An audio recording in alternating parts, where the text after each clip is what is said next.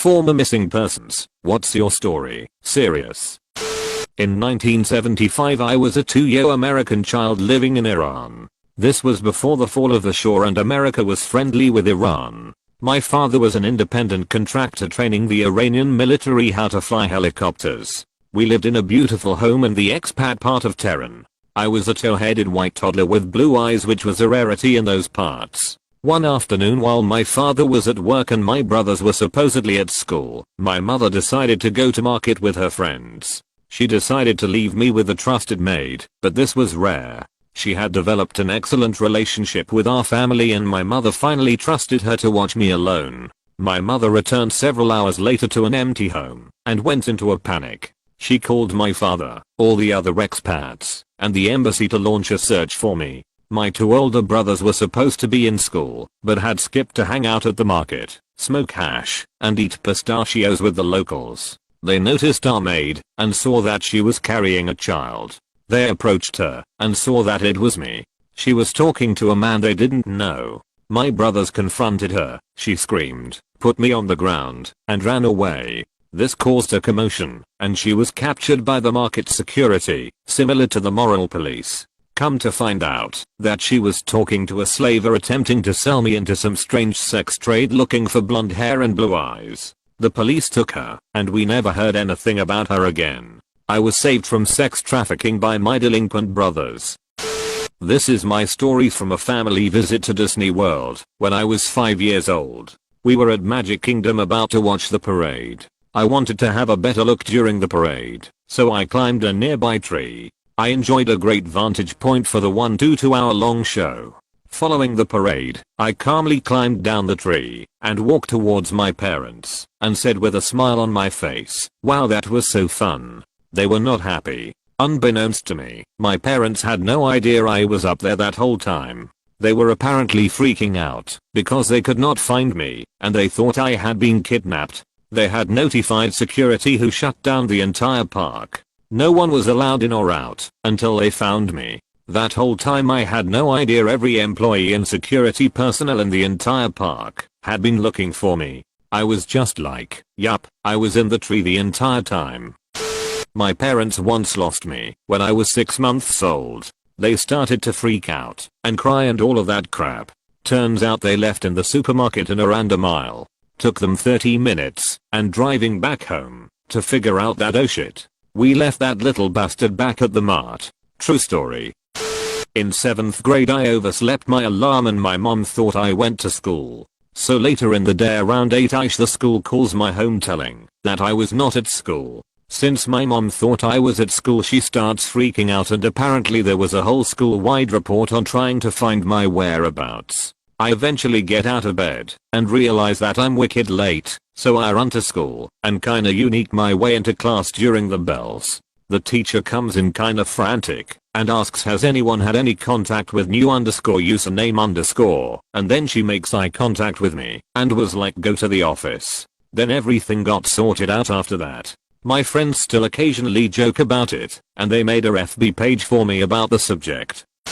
I was missing for 3 days out on the open water. I was boating with my father and we were in a small boat. We had all sorts of supplies, knives, life jackets, fishing rods, flares, cooking utensils and materials, all the stuff. Anyways we were both in this one boat. We were at a dock, but we didn't tie the boat to the dock, which was a dumb idea. I was told to hold on to the dock so I don't flow away. I held on, but there were somewhat strong currents, and it was kind of windy. I let go. I didn't mean to. I had to. I didn't know how to swim at this time, but I started to float away. I couldn't jump out, because I would most likely drown, and I was out of sight. I panicked and just hoped for the best. If we didn't have the materials in the boat I probably would have died. Anyways I floated away and eventually I was out of sight from the land. It was very scary. I closed my eyes and just hoped to God I would survive. I prayed and am an atheist. I wanted all the luck I could get. I kept hydrated with the bottled water we had on board, and we had some dried nuts and fruits on board too. I had a thermal blanket, so to go to sleep I would lay in the middle of the boat and cover myself with it. It was surprisingly warm. Anyways, I just tried to keep myself warm and make sure I didn't tip the boat for 3 days. They had boats out looking for me within 2 hours of me floating away.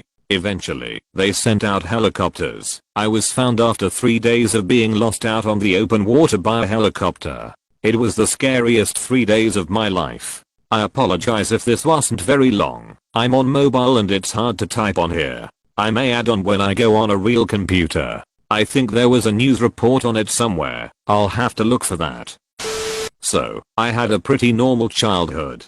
White suburban family, private school, complete material excess yada yada. I have always loved unconventional travel, as in going to places for the experience and the people, rather than renting a $1,200 condo and being a tourist. My parents and I constantly took vacations, and we would see hitchhikers, and I always admired them.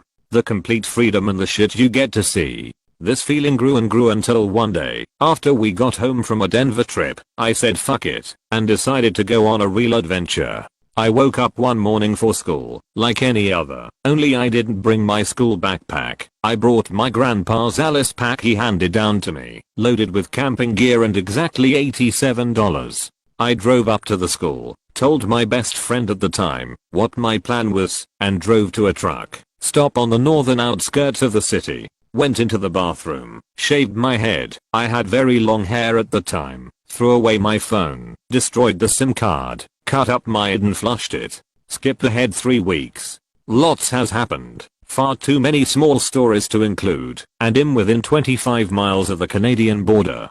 I'm not recognizable, and I've been passing off as a 22-year-old destitute, avoiding polite detection. I've made one phone call back to my buddy, who then passed on my good tidings and apologies to my family and friends. I managed to book myself a small private flight through the Canadian border with a farmer, on his way home to his family in exchange for a partner during the flight to negate the boredom. No passport checks, no nothing. He drives me from the airfield to the nearest town. I'm in Alberta at this point, and I thumb up to a shithole city about 100 miles from Alaska. I met up with some Canadian gutter punks, and they take me tagging. I was a graffiti writer at the time, and I hop my only freight train right to the Alaskan border. I get yet another small flight to Juneau, and stayed in Juneau for 2 weeks. I turn 18, I call my parents, and they book me a flight back home. And then my life carried on as if nothing ever happened.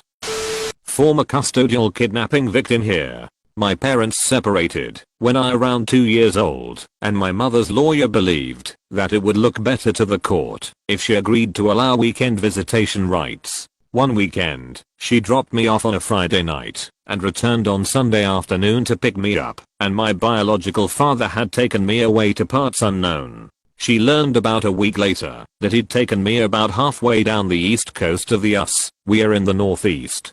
He had me for a couple of weeks before he returned with me, but refused to actually return me to my mother. Mom's lawyer filed paperwork so that my mother had full custody and an order of protection for my mother and me, but through a bunch of legal fuck-ups, BO dad was never actually served the paperwork, so the police legally couldn't do anything to return me, even though I was about 4 miles from my mother's house, and she was visiting me nightly. After a couple of weeks of being out of my mother's house, BO dad decided to skip town with me again, this time crossing the country with me. It was about 2 weeks before my mother found out where I was. This was in the late 70s, so there was no digital trail to follow, no caller ID, etc. And even then, they were only able to determine which state, because he would call collect every couple of days and my grandfather asked where the call was coming from. Several months after that, through sheer luck, they got an actual residential address after finding out that a pediatrician in that state had contacted my pediatrician for my medical records. I was still gone for another few months before my mother was able to bring me home. I was gone for about 10 months or so. I don't know if this counts as missing person. Police were looking for me, but it was for less than 3 days. When I was about 14, I started suffering from really terrible hallucinations, partly because of a bad reaction to new medication I was taking, and was suddenly and unexplainably terrified of every single human being near me. I'd suffered from anxiety for years and I think this just amplified it. The only logical explanation my brain came up with was to go to a place where I thought I'd be safe, which was this little rocky ledge overlooking a hill in a nature reserve near my home that I used to go to as a kid. My memory is so foggy because I'm pretty sure I was having a complete nervous breakdown. I was smart enough to take my school backpack with me, which had my water bottle in it by the time they found me. Luckily my parents remembered my special place and checked it. I was severely dehydrated and hungrier than I've ever been. My parents were so embarrassed, they kept me in hospital for a week and said it was flu. I was in the military, serving on tanks. My unit was in the field for what seemed like forever. They let everyone go back into the barracks for a night to get cleaned up, but needed some guys to stay out in the field to watch the tanks. There was an alert the following morning, and I was reported as a wall by my platoon sergeant to battalion. His exact words were, "I'm tired of him fucking everything up and me getting in trouble for it. I'm not covering his ass this time." Imagine his surprise when the unit returned to the tanks to see me, still on guard duty, where I was assigned the night before by my platoon sergeant. He reported me missing because I was exactly where he told me to be. As punishment for being exactly where I was told to be, I was denied my one night back in the barracks. Such is life in the military. My parents lost me in an amusement park when I was 7. They had given me $20 to play a game and wanted me to give them the change when I was done. I still don't know what exactly caused me to become lost, but when I walked back my parents were gone. Now I loved my parents and all, but I was quite thrilled at being alone as I was a strangely independent child. I proceeded to blow all the money and have the greatest hour of my life.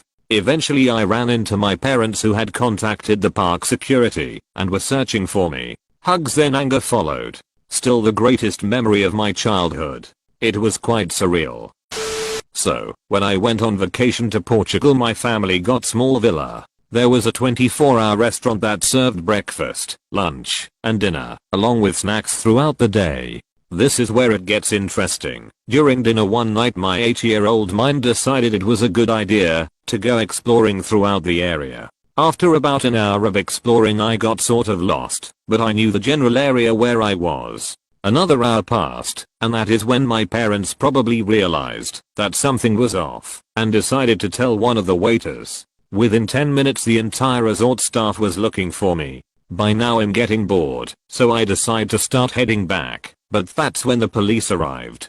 I was for some reason terrified of the police, even though I grew up in a safe neighborhood without much crime. So back to the police showing up, I make a break for it to the one place I thought was safe, the villa we stayed in. I hid in the closet and didn't move for what had to have been another hour. By now it is around midnight and my parents returned to the room. My mom was sobbing and my dad was trying to comfort her. I hop out of the closet and that was my 5 or 6 hours I spent missing in Portugal. TL. Doctor, my stupidity caused me to be missing for an evening while in Portugal on vacation. When I was 3 my parents lost me in Blizzard Beach at Disney World. A fat couple picked me up and dropped me at the lost and found, where I sat for several hours. I literally sat on a table with people's lost shit waiting for my parents to claim me. The only reason my parents were able to claim me as their own was thankfully I knew my basic info like address, phone number, parents' names etc. If they were unable to obtain this info from me, confirmed they were my real parents, they were going to turn me over to the police. When the park closed, vertical bar,